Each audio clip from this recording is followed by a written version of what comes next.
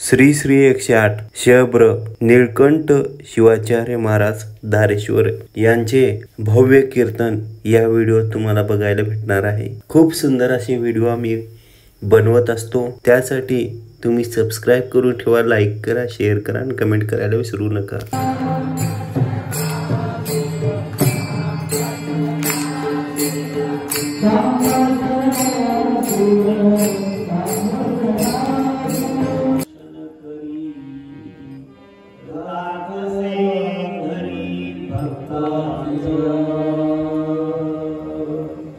इथे पातक नाही, यमाला प्रवेश नाही, चुकूनही पातक घडू नये आणि कधीही मृत्यू अपमृत्यू येऊ नये, मृत्यू तर येणार, अपमृत्यू येऊ नये याची काळजी करतो। तो एकटाच करत नाही, उभे सह करी रक्षण। तो एकटा नाही, आपल्या शक्तीसह, आपल्या पत्नीसह येतो तो आणि तुमचं आमचं रक्षण करतो। पण ते करण्याकरता त्याला साधू दिली पाहिजे। भक्त कोणाला म्हणायचंय? जो भगवंताचं नामस्मरण करतो, प्रेमे टाळी वाजवणं, नाचवणी करी भजन, देवाने प्रमाण दिलेलं आहे की कोण भक्त आहे? जो भजन करतो, नामस्मरण करतो, तो माझा भक्त आहे। आणि राहत असे घरी भक्ताचे। मग आपल्या घरात भगवंत राहावा वाटत असेल तर याचं नामस्मरण करणे। शंकर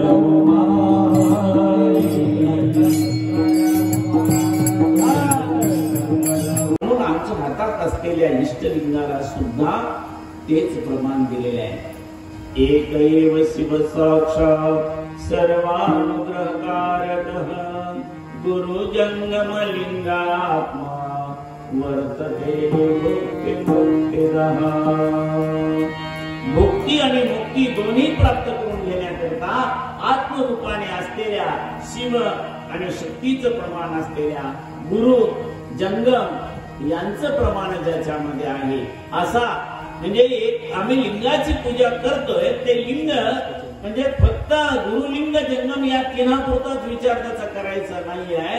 एकैव शिव साक्षात् सर्वानुग्रहकारकः गुरु जंगम लिंगात्मा वर्तते भुक्ती मुक्तिदः। प्रपंच आणि परमार्थ सुखाचा व्हायचा असेल तर त्यामध्ये आत्मा हा पण विचार आपण लक्षात ठेवू। तो आमच्या पूर्वजांचा आत्मा आहे, आमचा स्वतःचा आत्मा आहे आणि आमच्या पुढे वंशज जे येणार आहे त्यांचा सुद्धा आत्मा त्या लिंगामध्ये असतो। त्या लिंगाची पूजा आम्ही करतोय म्हणून आम्हाला सोय, सुख, विकार, 10वा 12वा या कुठल्या गोष्टी करायच्या नाही।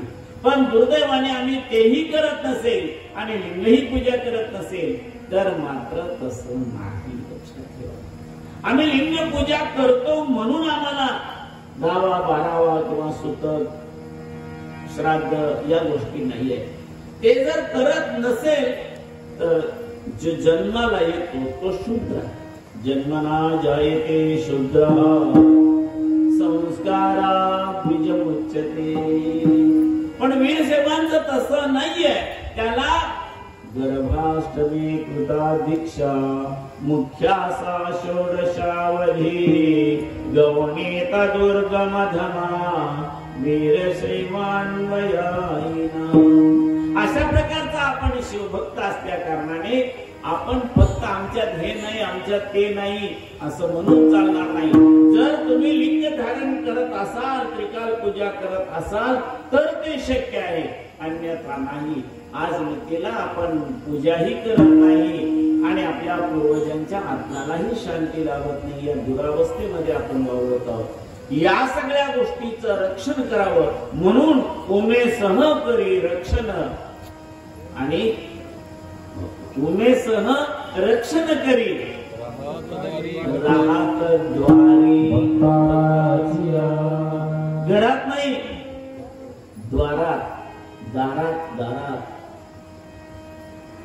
परमरसामध्ये तर भक्त चालतात आणि मी त्याच्या पायातले खडे वेचतो, इतकं भगवंता भक्तासाठी सेवारत आहे। पण त्या भगवंतावर आपली तेवढी भक्ती आहे का? मने नाही भाव आणि देवाने पावलं पाहिजे असं म्हटलं तर ते कधी शक्य होणार नाही. अंतःकरणापासून या सगळ्या गोष्टी केल्या तरच शक्य आहे. नवे नवे तुमचा आमचा एकट्याच्या जीवनाचा विचार नाही. मने मनमत शिवलिंग, मने मनमत शिवलिंग,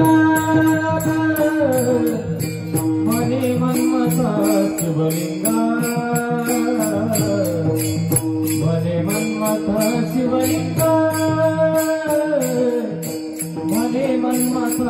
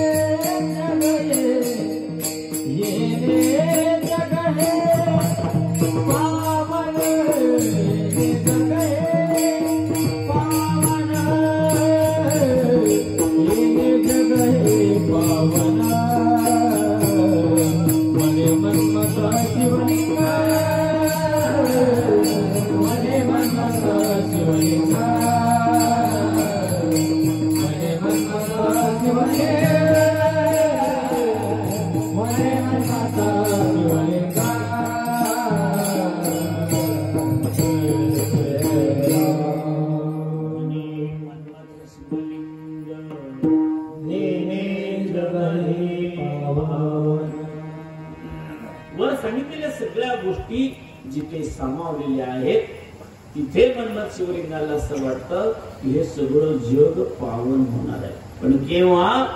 जेव्हा वरील दृष्टीने आपण विचार करू, कोणत्याही प्रकारच्या पातकाला आश्रय देणार नाही, ज्यावेळेला नामस्मरणाने परिपूर्ण असू आणि शक्ती विशिष्ट अद्वैत सिद्धांताचं प्रतीक असलेल्या लिंगाची पूजा करू, त्याचं नामस्मरण करू, त्यावेळेला या गोष्टी शक्य होणार आहे. आणि ज्या ठिकाणावर, ज्या देशात, ज्या स्थळावरती शिवभक्तांचा वास आहे, शिवभक्तांनी जिथे निवास केलेला आहे, त्या भूमीचा संपूर्ण जगच त्याच्यामध्ये सामावले, त्या सगळ्या जगाचा खऱ्या अर्थाने पावनता, पुण्यता ही त्याच्यामध्ये सापडली. आपणाला सुद्धा आम्ही पावन व्हावं, आम्ही पुण्यवंत व्हावं असं वाटत असेल, खऱ्या अर्थाने सगळ्या जगाला धन्यता प्राप्त व्हावी, सगळ्या जगाचं कल्याण व्हावं असं जर आपल्याला वाटत असेल तर शिवभक्ती अत्यंत आवश्यक आहे. आणि ज्या देशात राहतो त्या देशाचं सुद्धा सर्वार्थाने हितकारक अशा प्रकारचं कार्य आमच्याकडून झालं पाहिजे. देशाचं संरक्षण, देवाची भक्ती आणि त्या निमित्ताने आमचे जितके म्हणून नातेवाईक आहेत त्या सर्वांचा, आई वडील गुरु अतिथी या सर्वांचा आदर गौरव आचार विचाराने परिपूर्ण संपन्न अशा प्रकारे आणि जितके म्हणून शिवभक्त आहे, केवळ एकच कोणाचं मी म्हणजे शिवभक्त आहे असं नाही, जगातले सगळे देव दानव मानव शिवभक्त आहेत, त्या प्रत्येक शिवभक्ताचं कल्याण हा भाव ज्याच्या मनामध्ये निर्माण होतो त्यालाच खऱ्या अर्थाने शिव परमात्म्याची कृपा प्राप्त होते. आणि शिवाची कृपा ज्याच्यावर प्राप्त होते तो पावन झाल्याशिवाय राहत नाही. तशा प्रकारची पावनता तुम्हा आम्हा सर्वांना मिळावी. मनमत माऊलींच्या इच्छेप्रमाणे संपूर्ण जग पावन व्हावं आणि तशा प्रकारचा भाव, तशा प्रकारची भक्ती, तशा प्रकारची शक्ती सुद्धा दयागण पार्वती परमेश्वर गुरु धारेश्वर आणि गुरु माऊलींनी हरबी स्वामींनी आपल्या सकल पवित्र इच्छा सफल संपूर्ण कराव्या आणि मन्मथ स्वामींच्या अपेक्षित असलेला अशा प्रकारच्या जगाची पावनता प्राप्त व्हावी, त्याकरता आपण सर्वांनी बहुसंख्येने या सोहळ्यामध्ये सहभागी होऊ. 17 तारखेला दुसरा दिवस आहे. आपल्याकडे बहुतांश असंच असते, 4-5 दिवस असेच जातात. शेवटचे 2 दिवस शेवट गोड व्हावा, शेवट गोड व्हावा. त्यामुळे पहिल्यांदा आपण एवढं काही गोडीकडे लक्ष देत नाही, पण हरकत नाही. उद्या परवा पुन्हा जगद्गुरू येणार आहे, त्यानिमित्ताने आपण इथे येणार आहोत. वेगवेगळे कीर्तनकार प्रवचनकार आपल्याला प्रबोधन करणार आहे. परंतु पहिल्यापासून अखेरपर्यंत जो कार्य चांगल्या पद्धतीने करतो त्यालाच प्रथम वर्गामध्ये उत्तीर्णता प्राप्त होते. तसंच आपण 7 दिवसाची सेवा करून आपलं जीवन मंगल करून घेण्याचा प्रयत्न केला पाहिजे. जशी शक्ती भक्ती दयानं भगवंत परमेश्वराने आपणा सर्वांच देण्याचं अवश्य चिंतन करतो आणि झालेली सेवा श्री गुरुचरणी समर्पित. गुरुराज